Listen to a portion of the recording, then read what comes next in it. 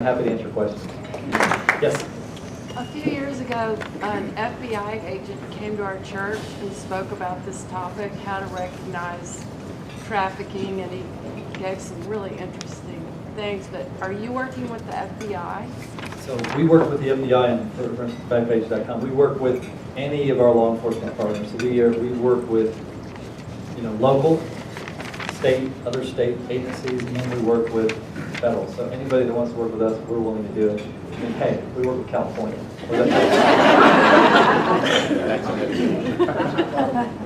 Yes, sir. So with regard to the prevention issue, I was reading your website today, and I also watched the video. Great video, by the way. I really appreciated that. And it says all children are at risk, but some are more vulnerable.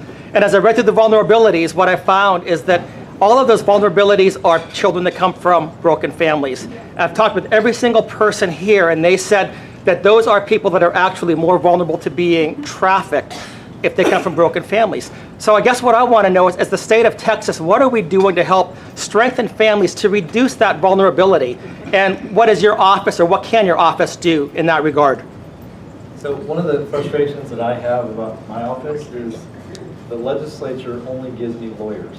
So I pretty much have to do legal things. So you make a really good point. I mean, we have actually one person that deals with crime victims, or deals with the people themselves.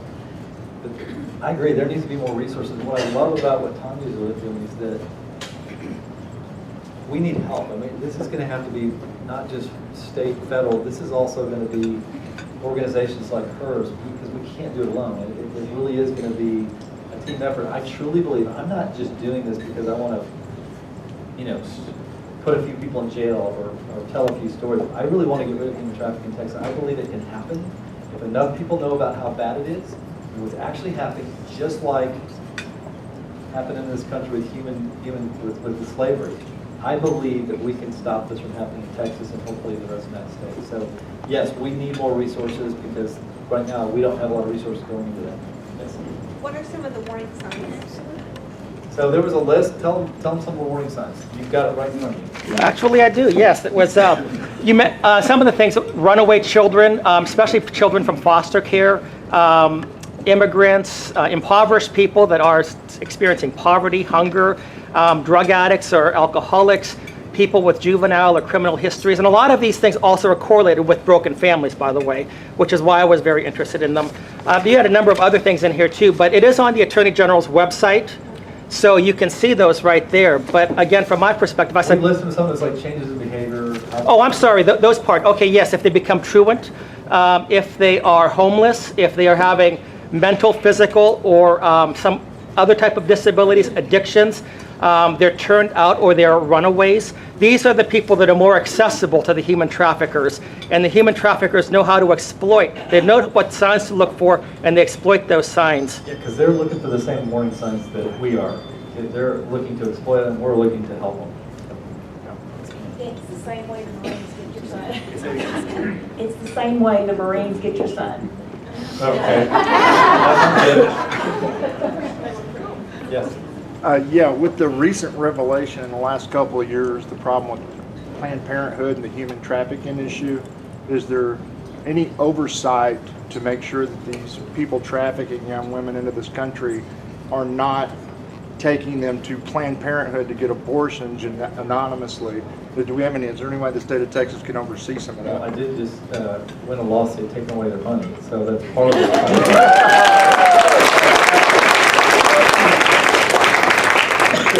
That's a good question. I don't know that there's any real focus on what Planned Parenthood is doing in that regard. Certainly, if we can see it and get evidence of it, and get a DA to refer it to us, I mean, we would obviously consider that a crime, and we would go after them. So if that's actually happening, if we can get some type of referral with some evidence, that would be where we step in. We can't just step in unless we get the referral from the DA. Okay, thank you. Okay, the trucker program is brilliant because they're actually some Thank of you. Some of them are complicit in picking up the runaways and transporting them from Texas to California, but they're also helping identify the runaways who need help and helping stop it. So can you talk about how that came about? Yeah, so I think you make some really good points. That trucking could have been part of the problem instead of part of the solution. And obviously there's probably some truckers that are involved in human trafficking. There's no doubt that every part of our society, it's people that, I mean, Tanya talked about it with her mother. I mean, shocking as that is, that's reality. And so all types of people, but we try to take, there's always good people and bad people in every industry. I mean, you're going to be shocked that there actually are a few good lawyers. So we tried to use this as an opportunity because we knew they were on the road, and probably most of them are going to be people that we want to help, especially once they realize what's actually happening, that they could actually just make a difference by just watching, because they're out there every day. Certainly we're not out there every day, so we rely on that information. And it's interesting, when we shut down Backpage.com, 73% of the calls that came into the Center for Missing and Exploited Children were coming from Backpage.com. 73%. They operated in 97 different countries. And so those phone calls do make a difference, and it allowed us to figure out that this was a really bad organization, shockingly, centered right here in Dallas. Yeah? When you partner with others, you provided training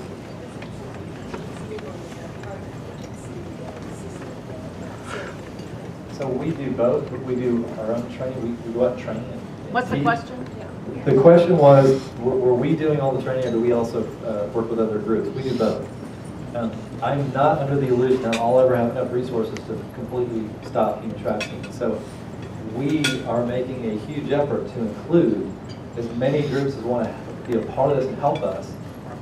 We try to connect them, we try to connect with us, and we try to figure out how can we leverage our resources with others, and that's really how we've made a difference. I will give you a name. Mark Rylander right here is my communications guy, and he can put you in touch with our human trafficking. And then Tom Smith, would you raise your hand? Tom works for me, and he works on human trafficking, so he lives right here in Dallas. First of all, I thank you for focusing limited resources and time on this issue and being the first step that is huge.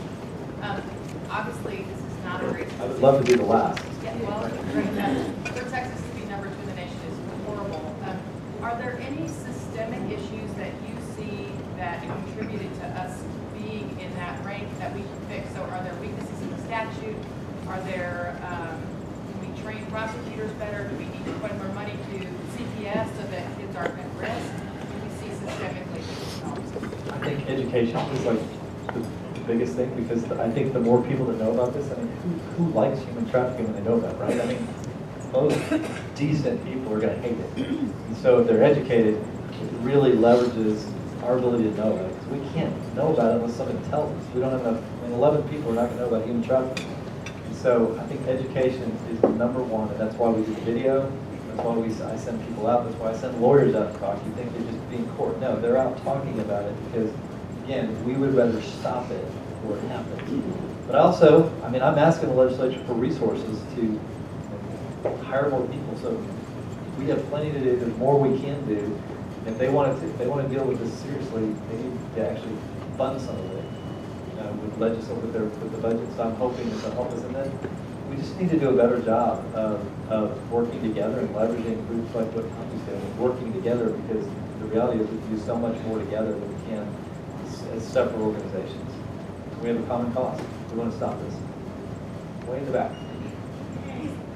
Talk loud. Is there a focus at all on voice trafficking? It's not like that. So it's not necessarily that we have a focus. I mean, sure that we have that happening in Texas. Yes, that there's a focus on boys, and the reality is we don't have a particular focus on women. It just turns out that it ends up being mostly women. But boys are trafficked too, and we'll go after that, and we're trying to stop that as well. We're not just focused on women. It just happens that's where most of it is. So. Well, my original question was going to be why, I guess, the average... I only allow original questions. So then you'll like the original question was going to be why the average Dallas resident isn't aware of, I guess, the severity of the issue. I think you mentioned education.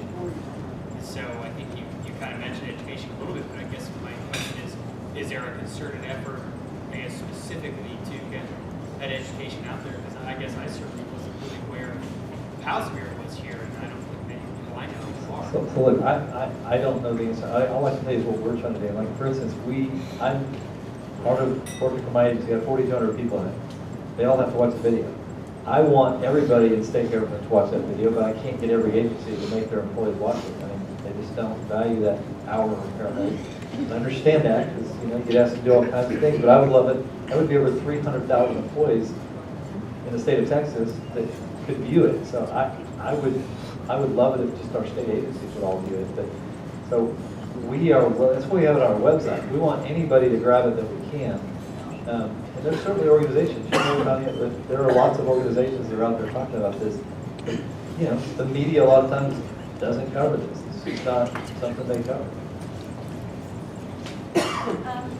So, I was living in a little town southwest of Denton, and it was shocking to me when they said they found 2 girls being held in this little town. And then not too long afterwards, they found 21 girls in a trailer in another Louisville, another town. And so it's happening all over the place, and it's just shocking to me that people aren't seeing. I mean, It breaks my heart. I mean, so look, we have domestic violence going on in the state. It's a massive problem, and most people don't see that either. And that's just as heartbreaking. So we have lots of issues that people either don't want to see, don't take the time to see. We're actually trying to put it in their face so they can't help seeing it. So I can't make people go watch the video. I can't make anybody here that hasn't seen it go watch the videos. I'm just going to beg you. I'm begging you to just spend an hour of your time. And I feel like I'm supposed to leave now. Standing next to me. Okay, this is the most fun part where I get to pick the final contestant. I really feel like this woman in the back has been really working hard. So there you go. You win. I'm not a shill, but I want to ask, how will building the wall help you in college? Okay, I was there on the wall as well. That is a little off track, but I mean, look, border security is going to help because we are struggling. That's one of the issues that the state of Texas has been funding, putting hundreds of millions of dollars in border security because the federal government hadn't done it. And look, whatever you think of Donald Trump, I mean, this guy has been serious about this, right? And he shut the government down.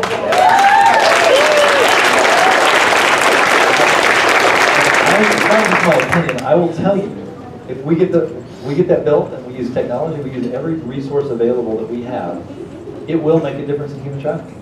I guarantee it. It will save lives. And so when you hear, that's what I don't understand about what the Democrats are doing. If you care about the safety of our people, look, the wall is not the best thing along every inch of the border. But there are places, I can give you an example. I mean, El Paso they have a fence that was built, I think, in 1998 under George W. Bush. El Paso was one of the worst crime cities in America, and now they're one of the safest. It does make a difference. There is a reason that Israel has a wall. It works. Every place that I've ever seen a wall, it works. And so, I can be convinced of anything that works, and the wall, and technology, more border agents, all of those taken together will make a difference. And so I believe that will make a difference with our human trafficking in the state. Thank you all very much for your time.